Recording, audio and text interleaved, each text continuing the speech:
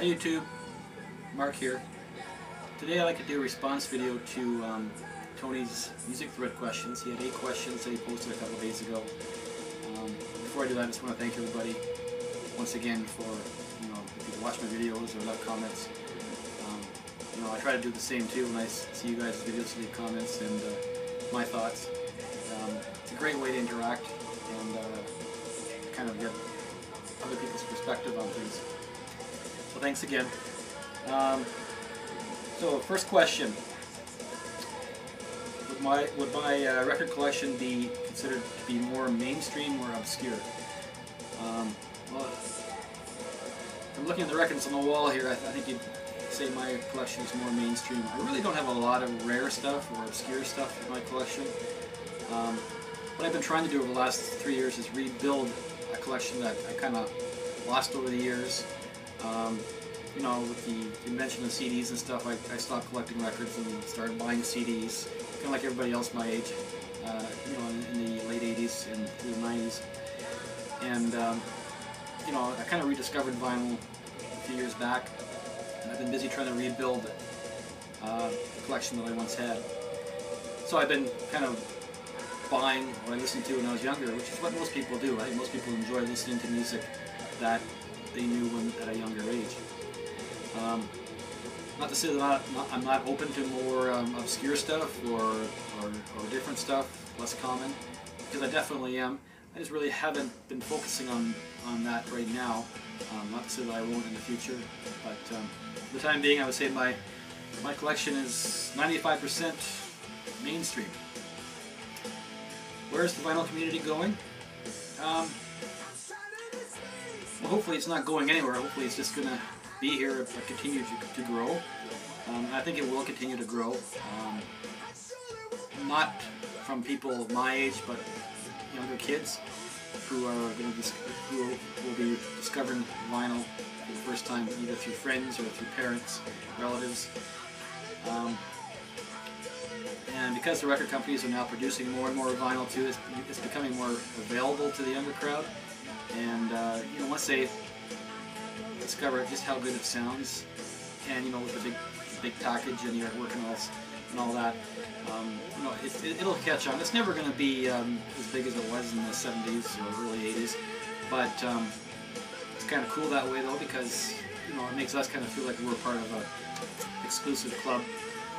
That we know something that the rest of the world doesn't, and that is that vinyl records sound better than anything else. So yeah, it's going to grow and it'll continue, and I think these videos will continue, and more people will join in and do videos as well. Whose collection do I admire the most? Well, I'm going to have to say that would be Derek Vaughan. I just can't believe how many records he has. I guess he has a lot more throughout his house.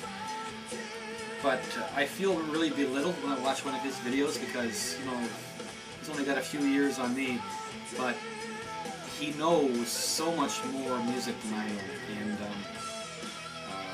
he'll be leafing through records on his videos, and I might recognize, if I'm lucky, 10% of what he's showing. I mean, wow, like, there is so much out there that I don't know.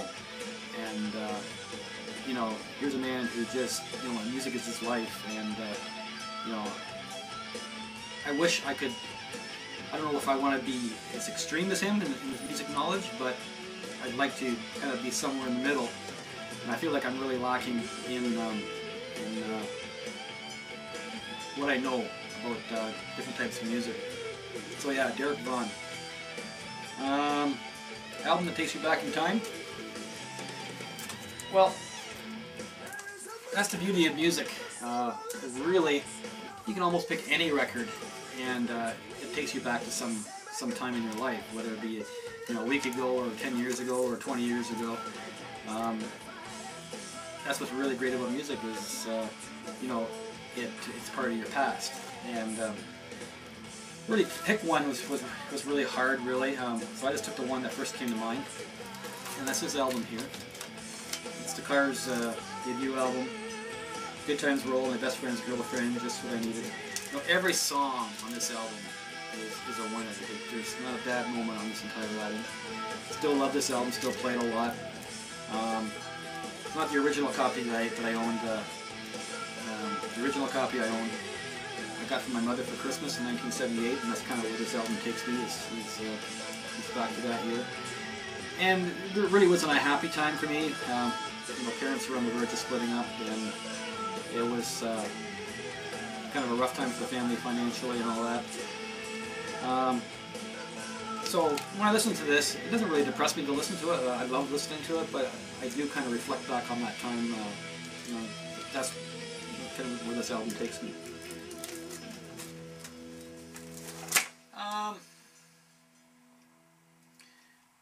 Didn't like on the first listen.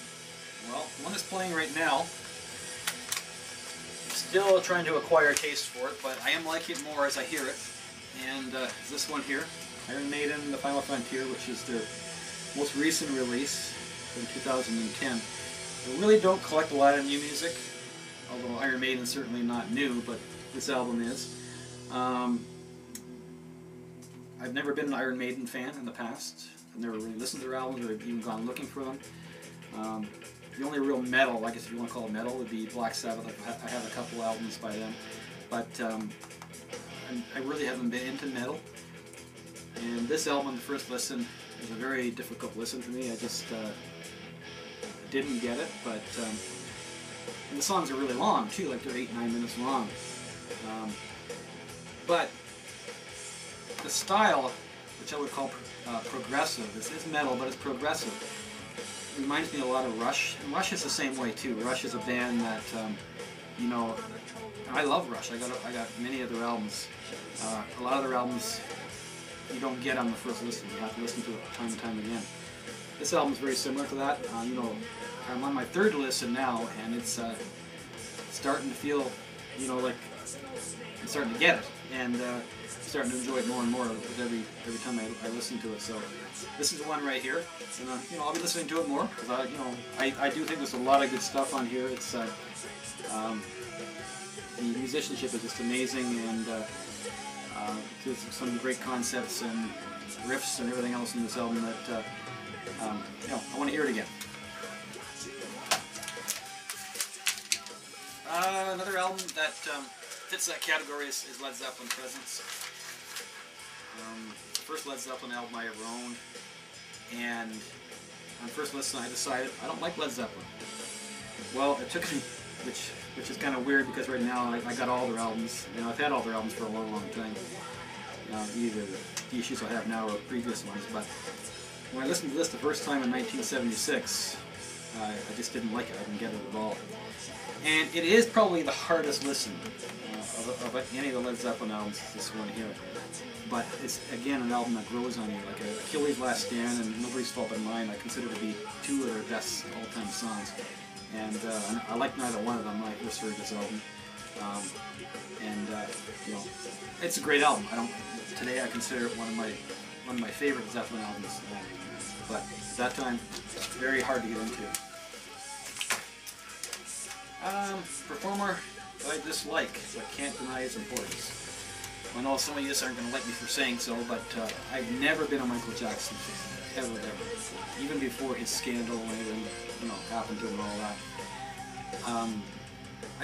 I guess I could tolerate it when I was a little kid with the Jackson 5, you know, the ABC and stuff like that. But I was never into like the Thriller or the Wall. Was it called the Wall? I think it's called the Wall. Or Bad, any of that stuff. I know he's a talented man. He was a talented, you know, performer, talented in his own business dealings and all that, and probably a genius. But I just never liked his style of music. I never cared for it. But you know, I'm one of the minority, obviously, because you know, he was loved by many people throughout the world, and you know, his importance. People, especially who were teenagers in the 80s, I'm sure is very high, and you know, he is considered to be a great contributor to modern music. So, who am I to say? That's just my own personal taste. Biggest misconception of record collecting.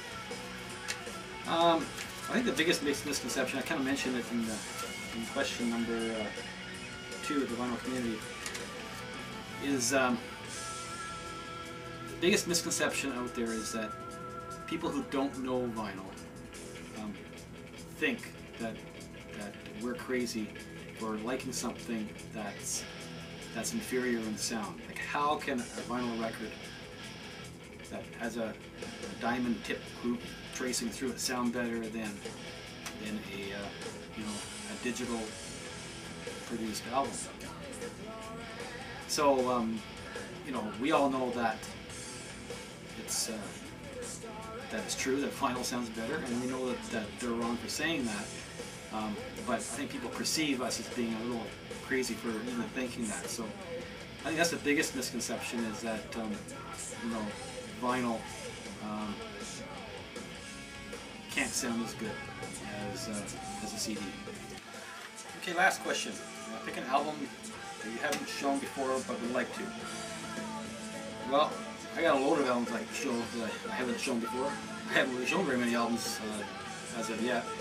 But I picked one that's kind of an oddball, and for a couple of reasons. And that's this one here, Meatloaf Bad Outta Hell 2.